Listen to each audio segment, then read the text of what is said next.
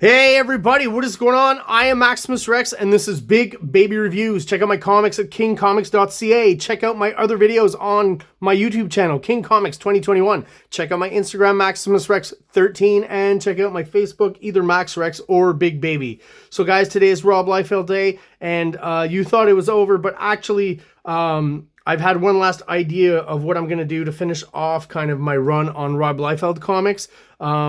Recently, and not so recently actually, this summer I went down to Boston and I had the opportunity to stop by a comic shop, and they had a great kind of dollar bin section. I went through there and found all the original issues of Hawk and Dove except for issue number 1 for $1. So I mean, they're fairly good condition and all.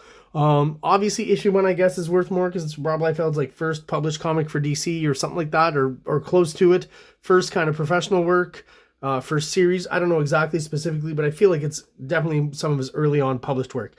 So to cap off kind of my Rob Liefeld run, what I'm going to do is review first the early Hawk and Dove, kind of as a bookend kind of deal. So the 1988 Hawk and Dove, and then we're going to go look at the 2000 something Hawk and Dove, because I do have a few of those issues as well. Don't have the issue of number 1 of that either, starts at number 2, but you know, we've got some good examples to compare basically Rob Liefeld, you know, early on in his career, and then Rob Liefeld maybe when he settles into kind of his final form or final style. Not that it hasn't probably changed since around that time, maybe a little bit still. His style does tend to change over the years as he works in different influences and stuff. So that's what we're going to be doing to cap off Rob Liefeld. And I'm also preparing a special Rob Liefeld video at some point. Hopefully I can time it to where it pops in after we do these Hawk and Dove reviews of old Hawk and, well, you know, 1988 Hawk and Dove and 2000 something Hawk and Dove, and I could cap it off with that. If not, it'll be appearing a little bit later after that, but it's kind of an analysis kind of video on Rob Liefeld. So obviously stay tuned for that, and I'll be keeping you aware when that's coming out, whether on Rob Liefeld Day or anywhere else on Big Baby Reviews. So without further ado, let's get to this comic. The cover itself, you know, let's be honest, this is Rob Liefeld starting out, so you're not going to see you know, too many of his tropes right off the bat. I can maybe spot a few of them here and there throughout the comic, but overall what I would describe this as being is Rob Liefeld just getting into the industry, not trying to ruffle any feathers, ha ha ha, the pun, right, because of all these birds and stuff, if you hadn't figured it out. But anyways, bad pun. And basically kind of integrating a house style, right? So you're not going to get all those flashy splash pages and double page splashes and vertical page turn things. This is Rob at the beginning of his career, you know, playing it safe and just, you know, focusing probably, I assume to a certain point, what the editor wants and not going too crazy. Although there is some sort of controversy on one of these issues in the early Hawk and Dove. I'm not sure if it's issue 3 or 4 or something like that. I think I have it. But anyways, when I get to that issue, we'll talk about that more specifically. And just kind of a tried and true cover here, introducing both of our heroes. Now the difference is Hawk and Dove, when originally conceived by Steve Ditko, was a man and a man, 2 brothers. And now Hawk is the man, and Dove obviously has been... what's the word they use? Gender flipped or something, and is now a woman. Kind of a slight revamp for the late 80s. So together again for the first time, right? Because it's not the exact same guys. I think this might be the same Hawk though. So yeah, there you go. And I will say Rob Liefeld putting in a lot of effort if he's the one who drew all these birds here, because that's not, I don't feel like that's something he would ever do anymore.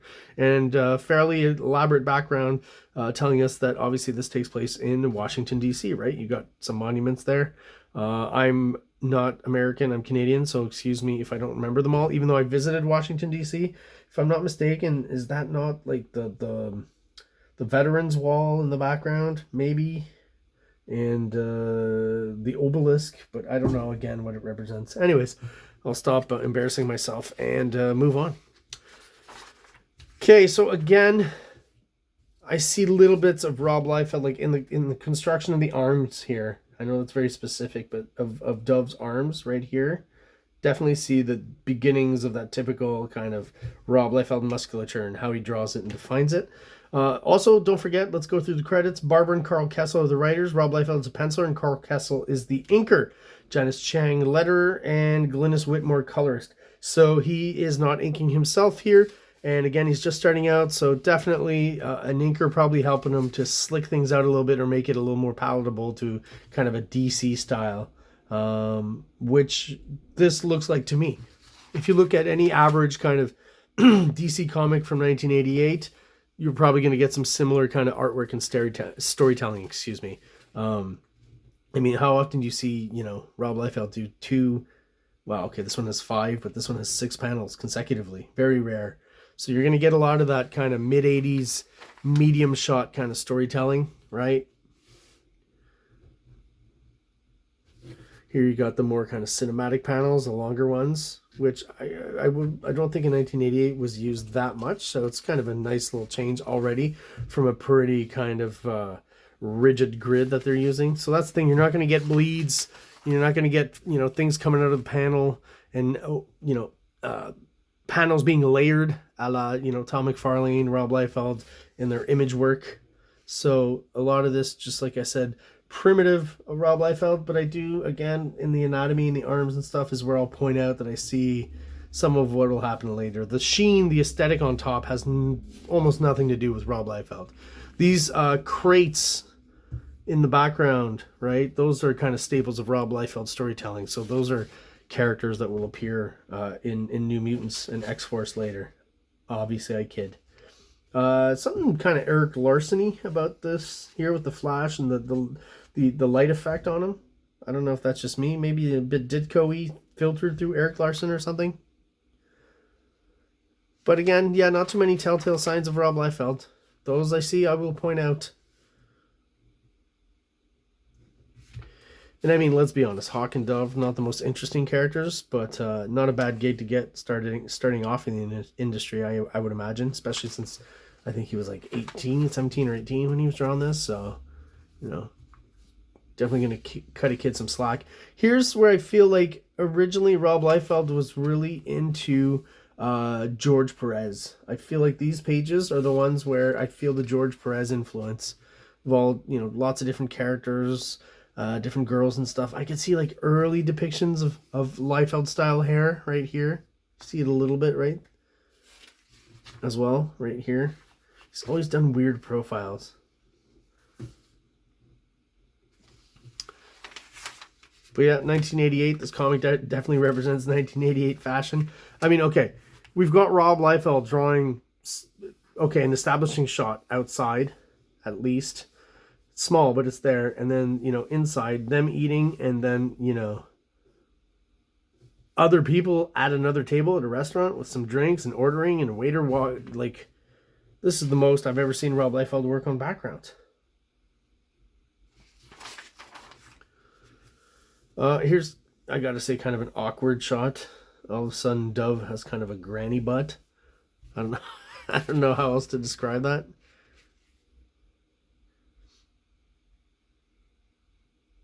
So you got a mystery character here in silhouette, or is it just one of these thugs here? It's kind of an odd choice to do a silhouette on a character that's already been introduced. Yeah, it's one of those thugs. Again, odd choice.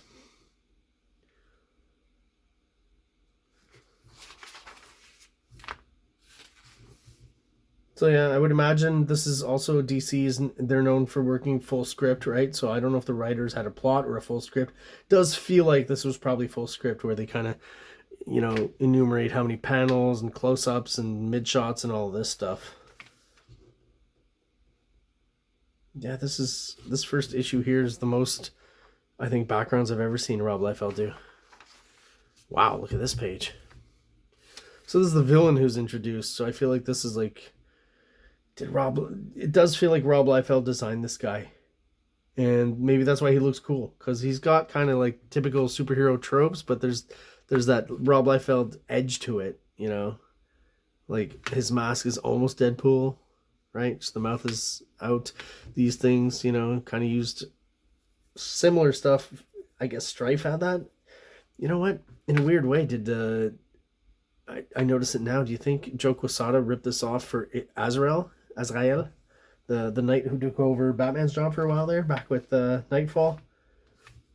Yeah, I mean, not a bad design. If you told me, you know, take Hawk and Dove and kind of mix them together and make them evil, I don't know if I'd come up with something as kind of cool looking as that with those kind of, let's be honest, slightly dorky designs. But yeah, I think that looks pretty cool.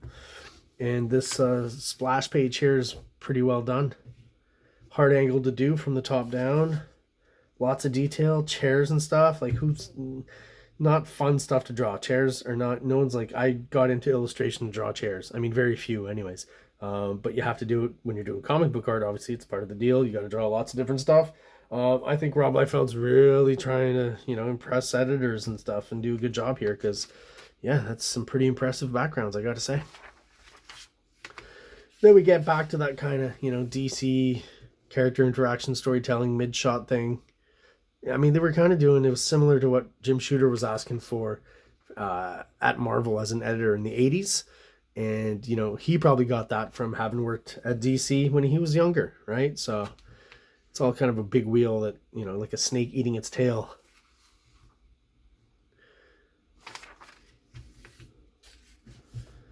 So there we go. And then we get another shot at the end of our villain here. This is kind of a Jack Kirby feel to when he does the 6 even panels. I feel like he's channeling a bit of Kirby storytelling there. Smart at the end of the issue to throw in all this black here. That's a quick page to draw. Threw in a screen tone in the back here. I would assume that's the inker, not Rob, but it's kind of a cool effect. I think the newsprint of the time just couldn't take it and it's just made it a little too blurry here, but the idea is cool.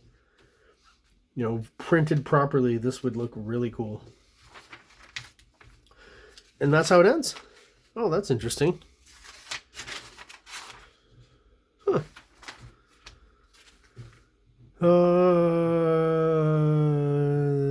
The Prisoner by Dean Motter. Is this the guy who lives in the village from the 70s? I don't know for sure. Anyways, Titans Together. Nice shot here by, I'm pretty sure that's George Perez. Beautifully drawn. Just Imagine, the Mightiest Heroes of Our Time, Secret Origin, starring the Justice League. I think I have a few issues of those. Yeah, DC was doing some cool stuff. I think maybe around this time they were doing cooler stuff than Marvel. As soon as, Rob Liefeld moves to Marvel and Tom McFarlane's there, they would do a bit of kind of a quick stop off of DC and then go to Marvel. Then Marvel's smart enough to keep those guys, and they really push Marvel to the forefront and maybe a little bit ahead of DC. But both companies were doing kind of well. They were both profiting from the comics boom, right? That kind of started in the early 80s, Teenage Mutant Ninja Turtles, then, Dark Knight, Watchmen, all that stuff, which eventually blew up in the early 90s, like just right before the mid 90s, 94, somewhere around there. Oh, and this was, wow, in and around the time, I didn't know Rob Liefeld was there doing Hawk and Dove, while at the same time, we were deciding if Robin was going to die or not. This was the Jason Todd Robin, right? And you could call in. So these issues, this is, I thought they would have publicized it more in their ads, but I mean, there's enough intrigue here, I guess. Someone will die because the Joker wants revenge. Batman 426 and 427, both on sale in September. So yeah, you could call in to decide if Robin died or not. And apparently people called in and decided he should die. Some people said it was a hoax, though, and they were planning on killing him all along. If you look at this, I mean, this is before the phone call, right before the issue came out, right? So it says someone will die because the Joker wants revenge. It's kind of implying that someone will die. It's not like, and his life may hang in the balance or something like that. It's, it seems like they had already pretty much made up their mind. And just art-wise, there's something weird about this. Where I know this is Jim Aparo doing this and just a huge silhouette, but I mean, probably drew this very quickly. And in an odd way, even though it's Jim Aparo, it's got quite a Dave Mazzucchelli kind of feel to it, even with like the loose inking and debris and stuff here. Interesting.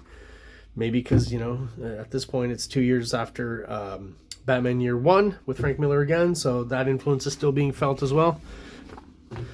Maybe that's what it is. All right, so there you go, guys. That is my review of Hawk and Dove #2, the first series, November 1988, the early stages of Rob Liefeld's career. And again, as I said, I'll be reviewing these few issues of the miniseries that I have from 1988, and then jumping over to the more modern 2000-something series, just so we can compare and contrast Rob Liefeld early on and Rob Liefeld later on in his more kind of mature, modern style. If you're still watching, you're subscribed, guys, thank you so much. I really appreciate the loyalty. If you're watching but you're not subscribed, please do so below. It really helps out the channel. Only a quick second for you to do that, and helps us grow, helps get us out there to other people who are into comic books just like we are. So everyone out there, thank you so much for watching and have an awesome day. King Comics presents Big Baby, Volume 1, Issues 1 to 13, 204 pages of story and art. King Comics also presents Star Crasher one-shot, 32 pages, cosmic sci-fi surrealist adventure. You can find these fine comics at KINGCOMICS.CA, at MaximusRex13 on Instagram, or on Facebook, MaxRex or Big Baby.